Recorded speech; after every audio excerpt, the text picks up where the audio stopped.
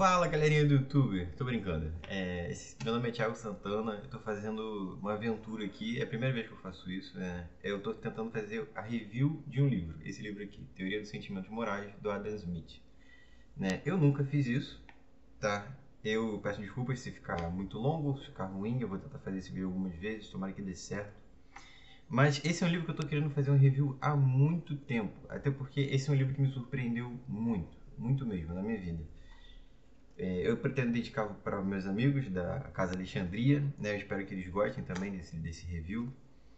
E por que eu estou fazendo review desse livro especificamente? Por que eu escolhi começar por esse livro? Porque ele me surpreendeu muito. Por que ele me surpreendeu? Porque quando você pensa em Adam Smith, você pensa em um cara super capitalista. Você pensa em um cara que defende o laissez-faire. Você pensa em um cara que defende que o capitalismo mande e que tudo seja resumido a mão invisível do mercado, sabe? E aí a gente pensa muito sobre isso, né? Porque é passado isso pra gente, é nos ensinado de maneira muito rasa o pensamento do Adam Smith durante toda a vida, né? Seja em geral fazendo críticas a ele, né?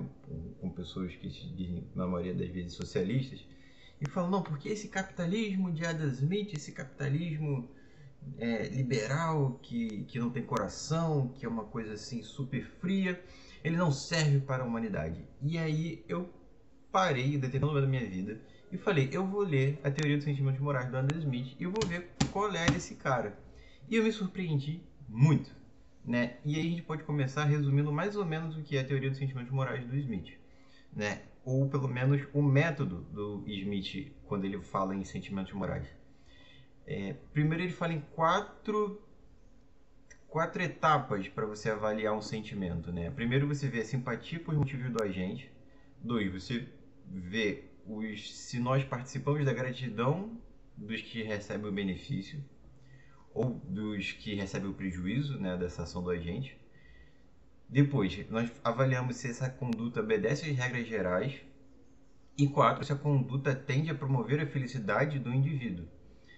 Mas pensa bem, ele não tem aqui uma simplicidade nessa teoria, tá? Quando ele fala em simpatia, simpatia é uma coisa muito profunda e ao mesmo tempo muito poética, é muito da paixão do indivíduo. Porque, por exemplo, o que é simpatia? Simpatia é o que eu sinto, é o que você sente quando você vê, pelo exemplo, alguém, sei lá, se machucando.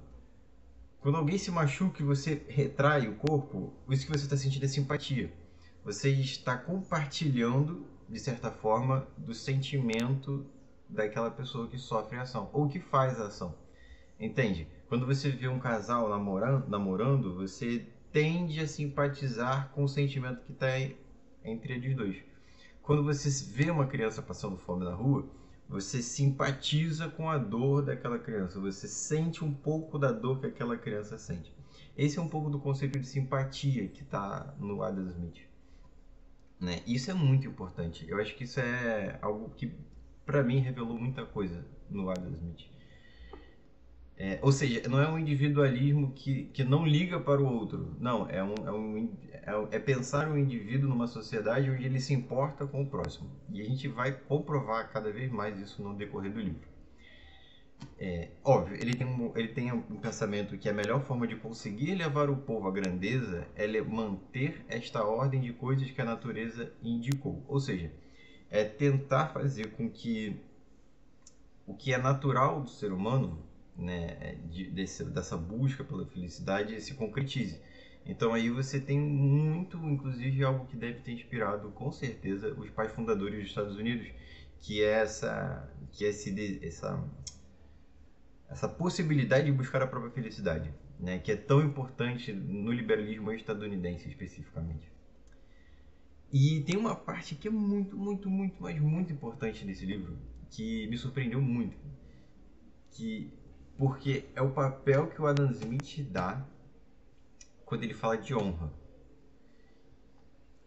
E aí isso é muito importante, porque se o que move os nossos sentimentos morais, o que move essa questão de simpatia, são as paixões que eu tenho para com os outros, se é o que move os meus sentimentos morais e de todo mundo, são essas relações, né, de paixões e de objetos. Isso é um tema muito importante, né? A adequação entre a paixão que o agente sente e o objeto que ele aplica, e a paixão que eu sinto ao ver o agente aplicando essa própria paixão dele ao objeto. Isso é uma relação que é muito debatida no Adam Smith.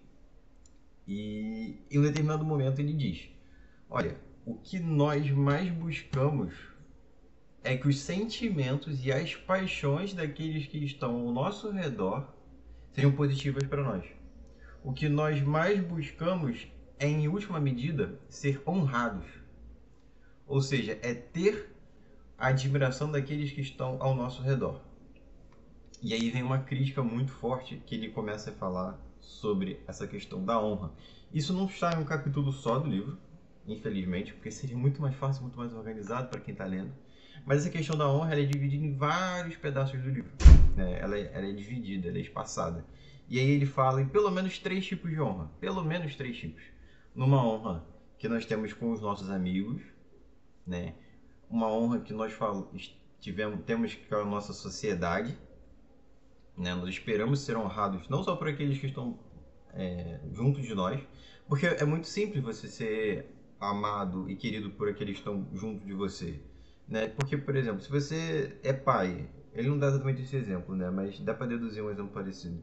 Se você é pai e aí você dá comida pro seu filho, esse seu filho, ele tem simpatia, ele tem admiração. Só que você pode ser uma pessoa horrível na rua, sabe? Então, ele fala em graus de honra, né? Graus de admiração. Não só admiração entre aqueles que são seus amigos, entre a sociedade, mas ele chega a falar de uma honra que transcende isso, uma honra que vai além, uma honra quase que uma honra ideal, que é fazer o certo independente da opinião daquelas pessoas que estão ao seu redor. É fazer o certo, ser honrado, independente se você vive numa sociedade de ladrões, por exemplo, onde o certo seria talvez você seguir a ética dos ladrões ou seguir a ética dos assassinos. Não, você sabe que existe uma honra que vai além disso, uma honra ideal, digamos assim, uma honra que vai além da simples admiração por aqueles que estão perto de você. E isso é muito importante, porque isso vai entrar em conflito às vezes com relativismos éticos, isso vai entrar em conflito com simplesmente uma ética utilitária, né? Ele tem uma coisa que rejeita em grande medida uma ética utilitarista, né? E ele se preocupa muito com isso. Ele fala assim, não, gente, olha só, não pode pensar só na utilidade das coisas, não pode pensar só nas consequências, tem que pensar em algo mais elevado do que isso, sabe? Não pode ser tão materialista até, sabe? Existem paixões, existem virtudes, essa coisa elevada tem que ser valorizada, sabe? Esse conjunto de ideias tem que ser valorizado. E isso surpreende muito quando você pensa em Adam Smith, né? Quando você pensa, talvez, no pai da economia, talvez num dos grandes fundadores do liberalismo, né? O Smith, o Locke, o David Hume, todos esses escoceses, né? Que praticamente criaram o liberalismo como nós conhecemos hoje, quer dizer, o liberalismo clássico. Você pensa numa visão talvez muito mais capitalista da coisa, e não é bem isso não, tá? Inclusive, se eu não me engano, na página 101 do livro, ele fala sobre promover a prosperidade da república como dever do legislador, não só proibindo ofensas, mas ordenando ajuda recíproca. Prestou atenção nessa questão da promoção da ajuda recíproca? Porque ele entende, em um outro momento do livro, que se o seu vizinho é rico, se o cara que mora no seu bairro é rico, se o cara que mora no seu país tem uma vida melhor, a tendência é que a sua vida seja melhor também. Se todo mundo crescer, se todo mundo prosperar, a tendência é que você tenha mais facilidade para ser rico, que você tenha mais facilidade de buscar sua própria felicidade, que você tenha facilidade de prosperar mais. Isso é uma coisa que eu fico assim, nossa, cara, isso daí é do Adam Smith mesmo? Isso daí é do cara que chamam de capitalista, do fundador do liberalismo. Então o liberalismo não é esse bicho de sete cabeças, tá? Que a maioria das pessoas fala. Que fala que é uma coisa assim, superficial, extremamente individualista. Né? Ele fala na common health, né? no bem comum. Né? E que isso, meu Deus do céu, isso não pode ser perdido, sabe? Isso não pode ser uma coisa ignorada. E não pode ser, como é que eu posso dizer? Não, as pessoas que leem Adam Smith ou que se dizem portadores da voz do liberalismo clássico ou do próprio Adam Smith não podem se furtar a dizer que há essa presença dentro da obra dele. Não podem subtrair esse tipo de interesse pelo bem comum quando falam de Adam Smith, porque seria até um pouco desonesto falar que não, porque o cara que criou a economia tal como nós conhecemos hoje, ou pelo menos deu o pontapé inicial do que seria a teoria econômica, ele defendia que todo mundo tinha que só buscar o próprio interesse e que todo mundo tinha que ser capitalista e não importa as consequências. Não é isso, não é de verdade. Mas, para além disso, ele está falando de sentimentos morais. Então, tem muitas coisas que são insights para a vida cotidiana que eu adorei no Adam Smith. E tem uma especificamente que eu vou tentar até ler para vocês, porque eu achei sensacional. Eu achei incrível. Assim, é uma coisa que eu falei que eu poderia levar bem a vida. Né? O que o favorito do rei, de Épiro, disse ao seu senhor pode se aplicar aos homens, em todas as situações ordinárias da vida. O rei, lhe contara uma a todas as conquistas que se propunha fazer. Ou seja, o rei falou para ele tudo o que ele tinha interesse em fazer. E quando chegou a última delas, o favorito disse: E o que Vossa Majestade se propõe a fazer, então? Ou seja, depois que tivesse terminado isso tudo. O rei respondeu: Proponho então divertir-me com os meus amigos e me esforçar para ser uma boa companhia diante de uma garrafa. Aí o favorito responde: E o que lhe impede Vossa Majestade de fazer isso agora? Perguntou o favorito. Na mais fulgurante e graciosa situação que nossa ociosa imaginação pode nos apresentar. Os prazeres dos quais nos propomos extrair de nossa verdadeira felicidade são quase sempre iguais aos que, em nossa humilde posição real, temos todo o tempo à mão em nosso poder. Ou seja, existe uma busca pela felicidade, né, que a gente falou antes no início do vídeo, que não necessariamente está em, sei lá, abrir uma empresa e ou ser o novo CEO da Apple, ou ser, sei lá, o sócio majoritário da Microsoft, ou ser um dos maiores acionistas do Google. Às vezes a felicidade, meu amigo, tá em você conseguir beber um copo de cerveja e ser uma boa companhia com seus colegas. Às vezes a grande felicidade, o que te deixa feliz mesmo, tá na mesa de boteco, né? Aquelas da escola, daquelas. Pô, bebendo uma cervejinha, sabe? Fazendo um churrasquinho com seus colegas, com seus amigos. Ou seja, não uma felicidade necessariamente consumista. Não uma felicidade necessariamente capitalista, no sentido de, nossa, para você ser feliz você tem que consumir. Para você ser feliz você tem que. Não é que você tem que ser, sei lá, um monge budista e abdicar de tudo. Mas no sentido de, para você ser feliz, você não precisa necessariamente ter o celular da moda, ter o tênis que saiu agora, ter, sabe, a camisa da Oakley, o tênis da, sei lá, sabe, um óculos Juliette. Não, pra você ser feliz, cara, você às vezes só precisa estar junto de quem você gosta, sabe? Felicidade pro Adam Smith é uma coisa muito mais simples, é muito mais nessa relação social, sabe? Em estar com o que você gosta, fazer o que você gosta com aqueles que você ama, do que às vezes aqui a gente pensa muito isso, né? De fazer a felicidade como algo mirabolante. Nem é. Né? A felicidade para um rei às vezes é tão simples quanto para um plebeu.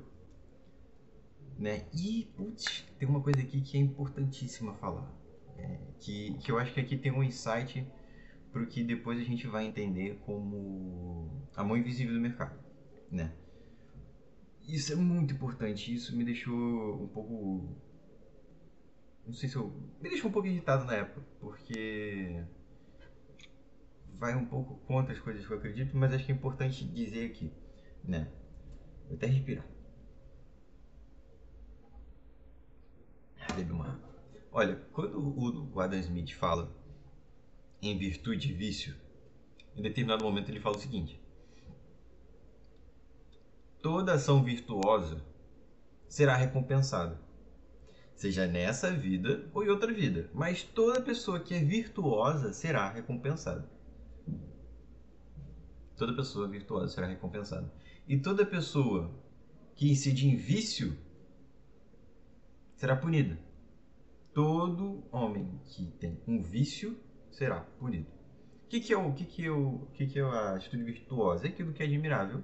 E o que é aquilo que é um vício? Aquilo que não é admirável, aquilo que a sociedade rejeita, aquilo que, ou pelo menos que um ser imparcial rejeitaria.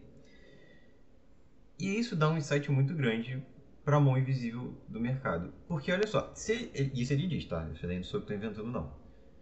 Se o mundo foi criado por Deus, e Deus é perfeito, e tudo foi colocado na sua devida proporção, no seu devido lugar, então todo homem que agir dentro desse mundo perfeito, pela própria natureza de quem fez o mundo, se o fez pensando nisso, será recompensado.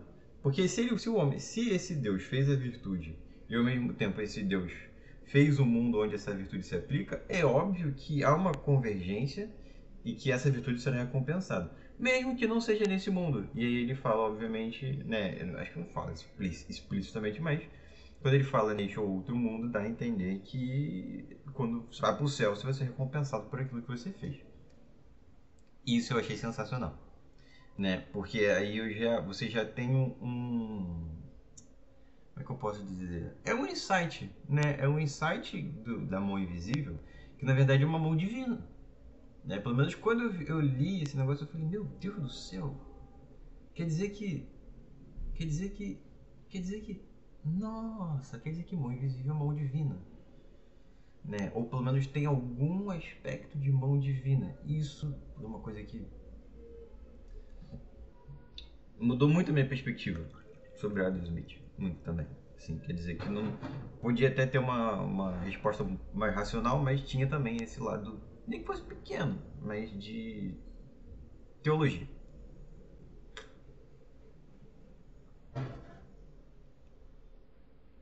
Beleza. Considerações finais a respeito do livro. É um livro bom, é um livro denso, é um livro muito denso, é um livro que às vezes é prolixo, um pouco repetitivo, tá? Mas eu não posso deixar de falar uma coisa, é imprescindível que eu fale sobre isso. Tem um capítulo dentro desse livro que fala da benevolência universal. E assim, se você não tiver tempo, se você não tiver vontade de ler esse livrão todo aqui, nem é o livrão todo, né? Mas assim, se você não tiver a paciência, talvez, para ler esse livro todo, eu lhe recomendo, na verdade eu até peço para você ler duas coisas.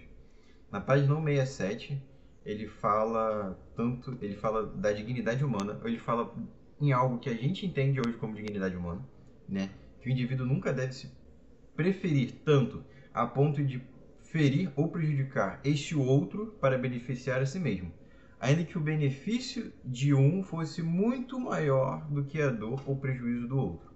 O homem pobre não deve defraudar nem roubar o rico, embora a aquisição possa beneficiar muito mais a um do que a perda poderia prejudicar o outro.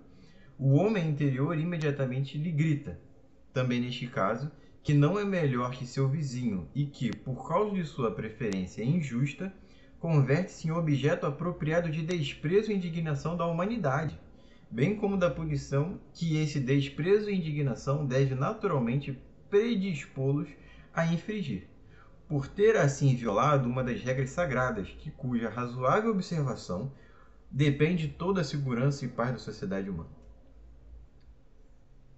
Brabo, né? Ou seja, ele fala aqui da dignidade humana, de você não sacrificar o outro, não fazer o outro uma ferramenta para você. Isso é algo que eu convido vocês a lerem. E existe um capítulo, voltando ao capítulo, que fala da benevolência universal. Nossa! Benevolência universal. O que é benevolência universal? Benevolência é essa ajuda, né? É você ter esse cuidado com o próximo. Mas aqui ele fala de benevolência universal. Ou seja, é uma benevolência com a humanidade inteira. Benevolência com a humanidade inteira. Ou seja, é você pensar que tem uma criancinha na África passando fome. Né? Isso é uma ideia de direitos humanos até. Tá? Que ele inclusive fala assim, eu vou comentar sobre direitos humanos melhor no meu outro livro que eu já estou pensando em escrever, que é A Riqueza das Nações. Ele faz essa promessa. Eu ainda não li Riqueza das Nações, mas ele faz essa promessa nesse livro aqui, falando que vai falar sobre Riqueza das Nações. E sobre direitos humanos, né, aparentemente. Nessa ideia de seguir o Grotius. Grotius? Não. De seguir um outro autor aqui que ele cita que eu vou lembrar depois. Talvez eu coloque nos comentários. Mas ele tem essa ideia de seguir direitos humanos depois. E percebe, né? Ele já está falando de direitos humanos lá no início do liberalismo. Ele já está falando de direitos humanos, ou seja, na benevolência universal, lá nos primórdios jurássicos do liberalismo. Né? E é muito importante pensar isso, né? Porque às vezes a gente acha que direitos humanos é uma ideia que surgiu, sei lá, na Segunda Guerra Mundial, depois da Segunda Guerra Mundial. Né, na declaração da ONU. Não. Ou às vezes tem autores como o Norberto Bobbio, né, e o Vassac, que falam que, poxa, direitos humanos é uma coisa que surgiu mesmo, assim, essa benevolência universal, essa coisa assim, mais universalista, surgiu mais na Revolução Francesa. Não na Revolução Francesa, amigo. Isso aqui é contexto de Revolução Gloriosa, Revolução Puritana, entendeu? Esse é o contexto que ele vive. Bem antes da Revolução Francesa. Inclusive, quase tudo que existe na Revolução Francesa passou culturalmente pela Revolução Gloriosa e pela Revolução Puritana. Tá? Todas as críticas, tudo passou por aqui. Passaram pelos autores Hume, passaram pelo Smith, passou pelo... O Burke faz uma crítica muito forte, o Locke fala, com certeza tem influência na Revolução Francesa, né? Porque os liberais de lá viram primeiro essa revolução, né, que ocorreu na Inglaterra. Isso é importante, né? E é isso, gente. Eu acho que eu completei. Acho que um vídeo eu sintetizei tudo em quadradinho, ficou maior do que eu pensava, né? Mas eu acho que deu certo. Eu acho que eu fiquei feliz com esse resultado. Tá? Dedico esse vídeo aí aos meus colegas da Casa Alexandria novamente. Espero que a gente consiga trocar conhecimento, trocar informação. Espero que a gente consiga ser feliz aí nessa nova jornada, nessa nova fase que a MBL está vivendo, né? Que tem a pretensão de tirar o Bolsonaro, uma coisa que eu acho essencial, honradíssima, né? E é isso. Aquele abraço. Tchau.